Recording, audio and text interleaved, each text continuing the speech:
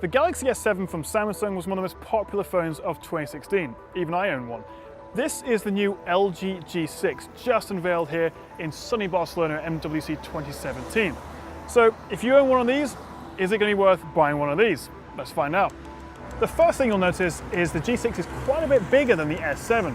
Not only does it have a much bigger 5.7-inch screen versus 5.1, but it's a lot taller, and that's because LG has gone for a different aspect ratio, 18:9 or 2:1. As well as that, you have a much thinner bezel. 2017 is all about trimming bezels, apparently, according to LG and Samsung. But what that means is you get a much higher screen to body ratio, so they can fit a nice big screen in a phone that doesn't feel that much bigger in your hand. I'd say it's around the size of the S7 Edge. But as well as having a thinner bezel and bigger screen, the G6 here also has a HDR screen. It supports Dolby Vision and HDR10. So when Netflix and Amazon get their apps updated, you should be able to watch HDR content on this phone, which is pretty cool. Now, of course, the G6 is a bit more exciting because the S7's been out for a year now. They both have glass bodies, they both look and feel really premium to hold, although the G6 is quite a bit fatter, it's a bit of a chunky monkey. So I'm sure you'll agree it's really nice to see a slightly different looking phone. We've had this sort of stuff for quite a few years now. But while the style and design may be a bit different, inside the G6 looks more like a 2016 phone. We've got a Snapdragon 821 processor, 4GB of RAM and 32GB of storage that's expandable with a micro SD card. That's not very exciting, especially when we expect the S8 from Samsung to come sporting the new Qualcomm Snapdragon 835. So specs-wise, there's not really that much in it. They're both going to run any game or app you throw at it from the Google Play Store.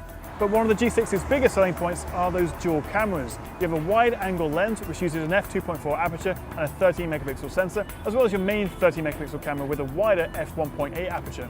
The new G6 also comes with a quad hi-fi DAC, so it's going to be better for listening to music, and it's also IP68 waterproof, just like the S7, so you can now take this in the shower if you wanted to. When it comes to battery life, they'll both get you through a solid day and a half. The G6 does have a bigger battery though, with a 3,300 mAh battery, but unlike the G5 from last year, it is no longer removable. LG have got rid of that modular design. So, like the S7, you're going to have to make do with the inbuilt battery, but they do both come with quick charge technology. As for price, well, it hasn't been confirmed how much the G6 will cost in the UK just yet, but we reckon around £500. The S7, on the other hand, has retained its value pretty well. You can get this for around £400, £450 now. They're both fantastic phones, but if I was going to go out and buy one of these today, I reckon I'd go with the G6. I really like this new thin bezel design, the taller aspect ratio, and it's also got that HDR screen.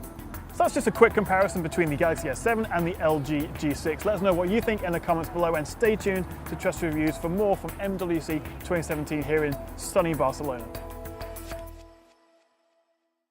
The G6 comes with the G6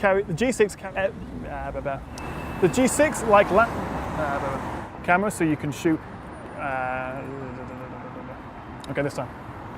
Oh, I'll get it this time. Okay. Nope, that's shit.